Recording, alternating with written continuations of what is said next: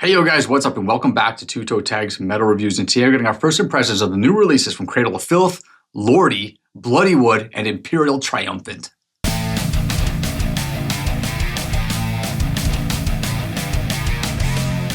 So we're checking out 4 albums today, and I guess the biggest release is Cradle of Filth. Oh yeah. By far, I would say, out of these 4 bands. So that's what I started my day with, so that's what I'm gonna start talking about first. All right. So Cradle of Filth, one of my all-time favorite bands. Maybe my favorite band. They're up there for me. They really are. So whenever Cradle's dropping stuff, I'm excited. Oh yeah. They're not always a hit for me. They have some misses. This album has some misses on it.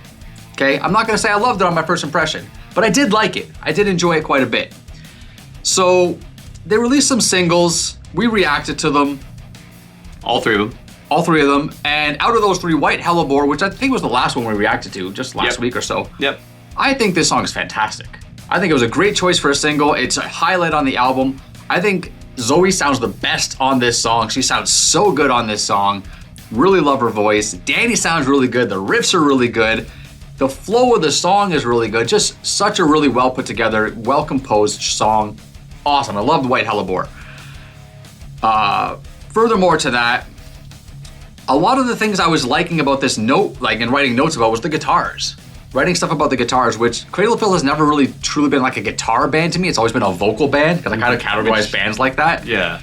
But this, like, Danny sounds good. He does his screams here and there, like just typical Danny stuff.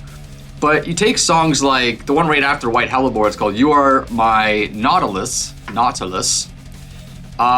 does these really cool pull-off riffs, and I really like that. And then there's a riff that kicks in the middle of the song when the tempo picks up. There's a really nice solo section with some trades, it sounds like. And, you know, just really cool guitar stuff that kept kind of drawing me in. Fast forward to the 8th song, Ex Sanguine Draculae, which is translated to From the Blood of Dracula. Really cool. This song I felt like just kept getting better and better the more it went on. And right at the beginning, it has like what I would just classify as a metalcore riff. And I was like, oh my God, like metalcore riff in Cradle of Filth?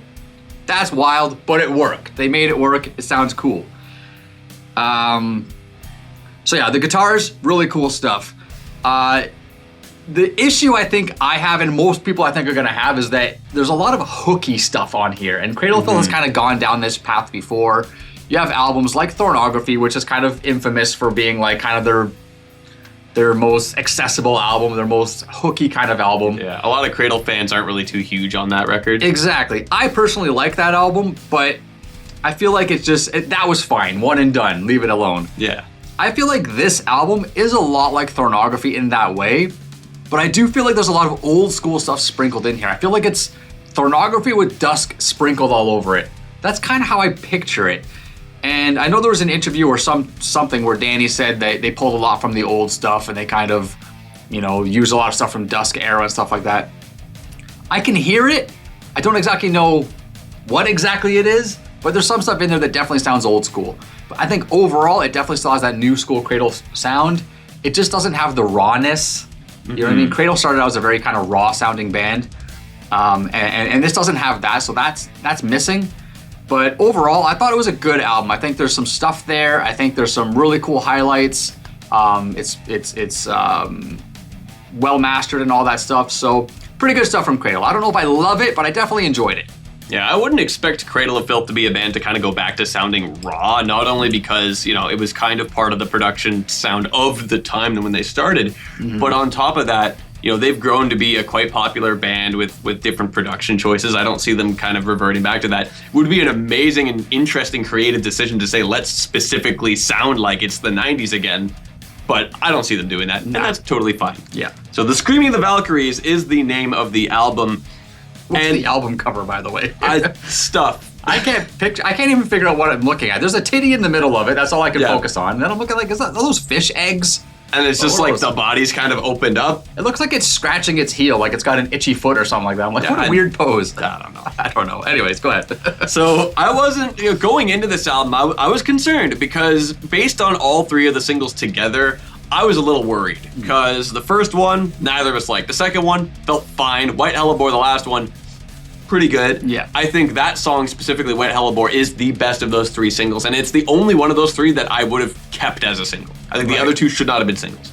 But I can tell what they did with those songs. They're like, hey, let's take the hookiest songs, make those the singles to try to really hook people and rope them in. And I'm like, what are you doing? You could have put like cradle songs as your singles and get people even more excited. I mean, songs like The Trinity of Shadows also had a super hooky chorus. That's probably going to be the next single, if I'm going to guess. The note that I wrote about that song is that it feels like a better version of the singles. Oh, It's like, okay, it's kind of like the singles, but just executed so much better. Why didn't they pick this? Fair. Like, it has everything those songs have, but it has the Cradle of Filth soul in it. You know, and I loved that. I loved that song. I loved You Are My Nautilus. What else did I... Ex Sanguine Draculae. All of those were just like, whoa, this is Cradle of Filth. So I was pleasantly surprised to hear that that soul is there and that these singles weren't really, you know, it's not everything that this album is, and I was glad for that. I do think White Hellebore is a good song overall, especially considering its placement on the album as the mid-album kind of break. Considering that the track before it was a softer one, Non Omnis Moriar. Yeah. So that was a bit of a snooze, I think. It was kind of like, it was basically, that in itself was a contrast to the Trinity of Shadows being a harder song. Yeah. You know, so I think they were smart with the pacing of this record, but overall I was pleasantly surprised with it. There were a lot of moments where I'm just sitting there thinking, yeah, this is the Cradle I know and love. You know, that kind of sound. So even though I was concerned with the singles, and I understand most likely what the philosophy was behind them, would have picked it differently, but overall, generally... And singles are usually the kind of songs that grow on you too. They can be, yeah, for sure. They're written that way. That's kind of the point of them, right? Anyways, moving along, let's talk about New Delhi by Bloodywood. It's their second album. We did review Rakshack. A few years ago when it dropped, 2022, 2023, something like that. 22. Yep. You gave it a 7. Score of 7. I gave it a 4. This is a band that I kind of like. I feel like I'm always gonna be excited for them when they're putting out stuff, and when they do, I'm like, oh yeah, new Bloodywood. But then when I listen to the album, I'm like, ugh, like it just doesn't really resonate with me as much as I hope it would. So this album kicks off. First song is called Halabal. That's probably mispronounced. I'm sorry. I thought there was something interesting going on. It felt like there was a bit of a subtle kind of a dubstep fusion happening at certain parts. I was like, oh, they're kind of doing this cool thing. Maybe it's like this synthy thing they're doing. I'm not sure. And they got, you know, that whole like Indian nu metal vibe, really cool. And I'm actually digging it. But then I felt like it was just dragging on. Like the song's 5.5 minutes, which isn't even that long, and it felt like standard. It felt like it was 10 minutes long to me. I was like, why is this song still on? And that's not a good sign. Like that's the sign that a song is repetitive and it's going nowhere fast. And I was just, right away, I got a bad taste in my mouth. Next few songs happen, I'm just like, this just sounds like them doing what they do. It doesn't really sound like they tried to do anything special. They're just doing what they know is what they can do. The Baby Metal collab comes on, Beckhoff. We reacted to that. It was a good video we reacted to. The song's pretty good. I like the collab. I think it's a well put together collaboration. Baby Metal sounds good. The Bloodywood sounds good. Decent song overall. The rest of the album, I'm just like, yeah, you know what? There's some good usage of the cultural elements and stuff like that. The thing that was really pissing me off though, I shouldn't say pissing me off, I'm not angry about it, but the rapper guy, he really just doesn't do it for me. And I know people probably like that element of the band, and I mean, it's their band, it's their sound, they can do what they want, but I feel like his voice is so forced. Like, he's just trying to sound tough, so he does this, and he puts a lower voice in his register. Like, I feel like it just sounds so forced, and when I listen to it, like, my eyes start rolling, like, involuntarily. I just don't know how to like, get over that. But I also don't feel like I had that strong of an opinion of it last time when we did the last album. So maybe his presence on here is stronger or more prominent or something, but it just felt like it just kept happening and I kept going, oh, why? This just doesn't sound good right now. It's bad placement for this rap to start happening. Like, it just was not clicking with me at all. Yeah, I kind of, it's been a while since I listened to the last record, but I want to say that he wasn't used on every track, like in that way on the last record, but on this album, basically is. And I do think that is a detriment as well, because it's a cool thing to have on tracks, but if you have it on every single track, it starts to stale out. It starts to get a little less interesting. In some aspects, it might feel forced. So I feel like let some of the tracks just not do that, basically. Just for a few songs, just don't do it. Because then the times where you are doing it, it's more special, it's more interesting, sounds better. I feel like one of the biggest differences this album had from the last one is there was a lot more use of synth. There was a lot more electronic stuff in there, but it's still the band doing what they do on top of that. So that's kind of one of the biggest things this album has for that. It's like a subtle addition. Yeah, I guess it's more of a background thing in a sense, yeah. But I kind of felt like the more I was listening to this record, the more I felt like the band was spinning its wheels a little bit. I kind of felt like there were tracks I'm listening to where I kind of felt like I had heard them already. It kind of felt like, yeah, this is cool, and it's probably cool when you listen to it on its own. But when I hear it on the record, it's kind of like, yeah, this is just them doing that again. Yeah, exactly. Well put, yeah. So it kind of feels like there's some songs that kind of use similar conventions to others in terms of either rhythmic choices or even just kind of riffing choices. There is one track, Hut, two T's. It's a cool, slower beater song, but the harsh vocalist is rapping in this, and it sounds sick, not in English, so it's just like, whoa, this is cool. This is what I want to see more. Stuff like that. Yeah. Instead of just kind of trying to force the cleaner rapping in all the tracks. So, yeah. I do think that the Baby Metal feature on Beck Half does like make that song feel like its own unique thing in that regard. But aspects of that does kind of sound like some of the other melodic stuff they've done, but I still think it's a great song. And that video they had for it was amazing. Yeah. But overall, I don't really feel like it adds much more to the table for the band, but it's still fun. And I feel like when you listen to the songs on their own, they're probably a bit more enjoyable when you listen to it on the full record itself. It's also a pretty short record. It's like 33 minutes. So, yeah, it's not bad, but I had a few issues. Yeah, fair enough. So, moving along, we're going to talk about Lordi. Ooh. Limited Deadition. Lordi is a fun band. Yeah. Okay? They're a fun band. They are. For me personally, they've kind of been slipping over the last few albums. They kind of, I feel like they've landed in a pocket where they're only doing like the same style of song over and over again. Very basic, boots, pants, rhythm, four to the floor type of beats, anthemic type of stuff, which is always fun, arena rock kind of thing. But they don't execute it as well as a band, say like Ghost. Right? I feel like some songs on this and this band in general kind of has a Ghost sound to them, but Ghost just does it better. They're just better at writing, better at, the catchiness, whatever. There's just kind of more interesting composition with Ghost's music than there is here.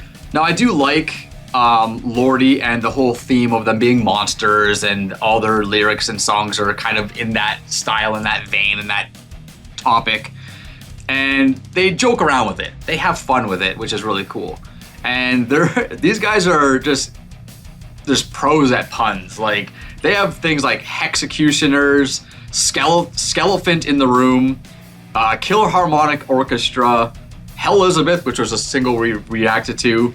Of course, the title, Limited Deadition, Frighteousness. Like, these are just lots of play on words, making words scary by adding little letters and things like that. I think that's really fun, and I really like that this band does that. As for the music, it's boring. It's just like, you hear one song, you've heard them all, with minor exceptions. You have songs like, which one is it? Number 7, Collectible. It's a ballad. And normally I'm not a huge fan of ballads, but the fact that it was completely different than the rest of the albums made it stand out. And I listened to it a few times, I'm like, you know what, this is actually a pretty good ballad. And it's kind of dorky like this. Like, it's about some like a haunted action figure. Yeah, they steal this action figure from a magic shop in Harlem, and it's it's possessed. And it's basically saying, you gotta make a sacrifice or I'm gonna do evil shit. So pretty funny, pretty cool.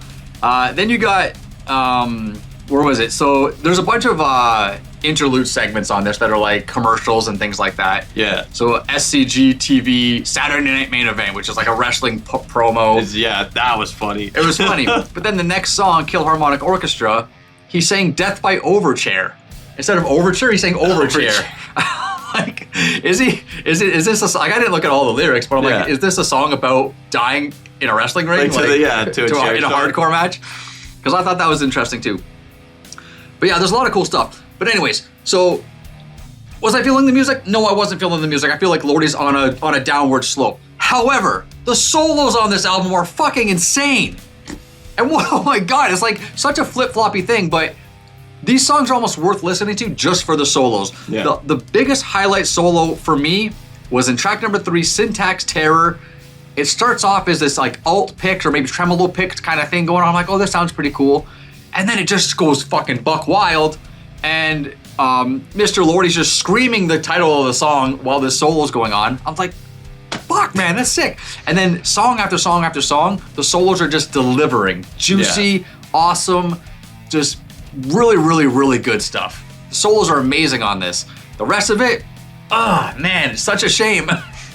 Main solo that I wrote about was Frighteousness. I thought that one it stood out to me enough that I had to write a note about it, but I kind of thought, you know what? All the soloing in this record is quite good. It's probably the biggest highlight from this album musically. Easily. You said this band is a fun band. I completely agree. I love how goofy they are, how funny they are, how entertaining they are. They really kind of cheese things up, which does kind of tie into this direction that they've gone musically in that sense, where they're, kind of doing a cheesy 80s whatever thing. The last album, Screenwriters Guild, was kind of like a movie thing. This is like, I thought is like the theme action figure, but the theme kind of seems like it's 80s television in a sense, because you got all these commercials like Saturday Night's Main Event. I think it's about action figures. I think that was just another commercial that played before the action figure commercial. Yeah, but then there's another one, the one near the end that was like, yeah, that was weird. What was it, the killed juice or whatever? Yeah, I don't know. Whatever, like, it's that kind of thing, and they ham it up, and I really like that. I looked into it a little bit. I think SCG stands for Scarctic Circle Gathering. Scarctic? What an odd word. Scarctic, it's like scare Arctic, I don't know. Oh, I see. That's what I'm guessing, and it's the first track from their second album. So I guess that's probably like, okay, this, and then we're just gonna keep running with that for the rest of our career. Yeah. So, yeah, I was thinking for a while, like, okay, what is exactly the gimmick here? Because the last one was movies, Collection was like a radio show, and I love that they're kind of hinging on like full album gimmicks like that. Like Sexorcist was the last good album. Sexorcism. Sexorcism, yeah. That's an awesome album. What was the one before that? Monsterios. What was the one with Hug You Hardcore? I'm pretty sure it was the album before. I don't remember the name of it though. That's such a good song. That's their best song, Hug You Hardcore. I love that song. So good. That was like the first. That's basically how we got into them. That's how we got into them. Yeah. Way back. The riff in that song, man. It's ingrained in my brain. I love that riff. And but yeah, so I really, really love how creative this band is in that regard. Yeah. But the songs, I kind of feel similar to you. Straightforward, kind of come and go. Some of them have some good riffs. I think the transitions out of those interludes are phenomenal. Yeah. Like the way that an interlude ends and then the riff starts or the drum starts, suddenly starts, like, whoa, that was so nice. I also appreciate that the interludes are short too. Yeah, no, it's just They're all like 40-ish seconds or somewhere around there, like pretty short and sweet. And like, you get a good laugh out of them too, so it's like a funny little thing, like, what the hell was that? And then next song. So there was actually some pretty cool stuff on the record, but I just think overall, there wasn't too much of the music that felt memorable outside of a riff here and there, or a guitar solo here and there. Fangoria starts with a sick bass riff that's like a good example of like, yeah, okay, that was a cool little thing, but most of it was just kind of like, fine, but still a fun band, and it is a creative record. All right, so let's talk about the last album of the day. This is Gold Star by Imperial Triumphant. So we're both kind of checking this band out for the first time. TV Fish noticed their name's been popping up and is like, oh, this has Thomas Hake on it and Dave Lombardo's on here. Yeah, like what's up? What's going on there? What's going on here? So let's add it to the list. I'm like, all right, cool. So this album is bizarre. It's kind of all over the place. Sonically, it's like, this is like cult music, like the KVLT cult, that kind of thing. We're like, yeah. So like the way I picture it, this album possesses the spirit that 90s Wave 2 black metal had, where they were unapologetically non-conforming. Like, we don't want to sound good to appease people. We're just gonna do it whatever the fuck we want to do. Now, it doesn't mean it sounds bad. I liked it. I thought it sounded pretty good. But it's hard to get into, it's hard to get behind, it's hard to vibe with because of how much random stuff's kind of happening. Some songs like number 5, New York City, all caps, no spaces, has a feature on it, Yoshiko O'Hara. I don't know if I'm assuming it's a woman, sounds like a woman's name to me. I don't know if they're playing guitar or singing, because it's basically blast beats and heavy drumming with like some screaming. Basically just like a 50-second explosion. Yeah, and it's good, it's fucking awesome, but what is it? You call that a song? I don't know, because right after that there's an interlude. It's the title track of the album. Yeah. It sounds to me like a cigarette commercial. It's like 54 seconds. It sounds like a cigarette commercial. I'm like, what the fuck is this? Thomas Hake, I thought he was on 1 track. TV Fish says he's on 2 tracks, so he was on track number 3, Lexington Delirium. I thought it was a fine track. I didn't really notice anything too extravagant with the drums, but I probably wasn't paying too much attention to it. But Pleasure Dome, track number 8, which featured Dave Lombardo and allegedly Thomas Hake. This was actually a pretty good song, and it actually has a pretty decent and long drum solo in it, which almost sounds like both drummers playing at the same time, because you have like African type of drums and traditional acoustic drums kind of both playing at the same time, and it goes on for a while. It's kind of a classic sounding solo, but it's really good. I really enjoyed it. That was probably the highlight of the album for me. But overall, I was like, not sure about this. It's got some weird droney stuff, like the last song, Industry of Misery. The guitar solo on that song sounds like something from Purple Haze. Oh like, my God, it was a good solo, dude. but it's just tripping and vibing. Like this guy felt like he was just in the zone, just wailing away in the studio, doing his thing, letting the strings just vibrate through his fingers, through his body, and just feeling the music. Yeah. That's kind of what I got from that, which is really cool. The rest of it, though, just sounds intentionally annoying. Like, in a sense, right? Yeah, it was an interesting album. Like I said, the name, I kind of saw the name here and there for a while, right? I'm like, what are these guys about? Mm-hmm. Gold Star, that's an interesting name. And one thing I did notice, in 2023, they did a bunch of covers, and just from seeing these covers that they did, I thought, what is this? Share an example. So, I'm just gonna name the 5 artists. Okay. Radiohead. Yep. Charlie Parker. Mm-hmm. Rush. Mm-hmm. Metallica. Mm-hmm. Miles Davis. Do you know which Metallica song they did? Motor Breath. Do you know which Rush song they did? Jacob's Ladder. So it's like, huh? Okay, well, I mean, you know what that tells you? They have an eclectic taste themselves. Yeah. Right? And you can see that in their music too. For sure. You can see it shines through, that their influences shine through in many different ways like that. Yeah, and it kind of felt like, this is gonna sound like a really kind of crazy mix of stuff. It felt like Death meets Voivod. You sprinkle in some black metal, like mid to late 90s black metal, and then you have them listen to a lot of Igor and Clowncore. Igor. Yeah.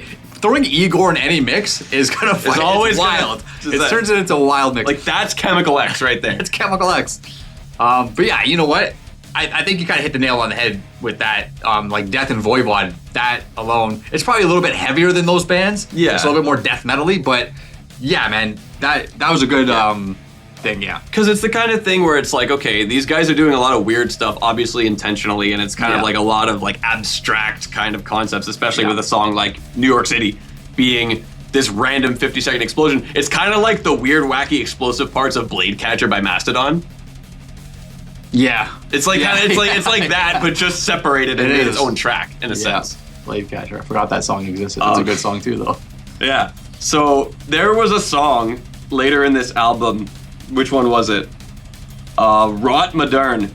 This song just felt like this band was just fucking around, and it was hilarious. Like, I'm listening to this, like, what the hell is going on? This is wacky. This is very technical. This is hilarious. Like, I thought it was funny. I thought it was creative in the sense of, like, what the hell's going on? But there were some cases where I'm like, okay, there's cool stuff here and there. I don't think I could recommend this album to, like, most people. Mm-hmm. It's the kind of record that you would definitely need. It's like kind of an acquired taste for kind of how out there it gets. Yeah. I thought the like Pleasure Dome was really cool because not only it kind of starts with these city sounds, the song fades in the way that a song would fade out by just like songs will jam out and fade out. This does the opposite. It fades in, it jams in to the track over these city sounds. And then that drum solo was sick. You had just out of nowhere Afro-Cuban drums playing and then an acoustic drum set, drum solo on top of that. Super duper cool. Mm-hmm. You mentioned that solo in Industry of Misery. Loved it. I'm listening to this like this is just incredible. So it's a very interesting, strange album. Kind of goes in weird places, but it has some cool moments and cool parts. I definitely think this band, the musicianship is very, very good. And but I wouldn't say this album is for everyone because it is a little weird, but there was some cool stuff in there. Yeah, well, I think it's been an interesting and cool day as far as metal releases go, and we kind of were all over the place with things that stood out and things that weren't so good. It's been a real mixed bag of highlights and certain kind of letdowns with the whole day and how it's gone. But with all that said, we're going to review Cradle of Filth. I think that's the safest bet. It's the one that kind of we both vibed with the most, and I think, you know, they have the best chance at hitting a decent score out of these 4 albums. So Screaming of the Valkyries is going to be on full rotation all week long, and we'll be back next week to give you guys our full and final review of that album. But for now, leave your thoughts down below and let us know what you thought of these 4 albums and your favorite tracks and all that fun stuff. Hit subscribe if you guys are new to the channel. I'm Vile Self. I'm TV Fish. We'll see you guys on the next one. Keep those heads banging.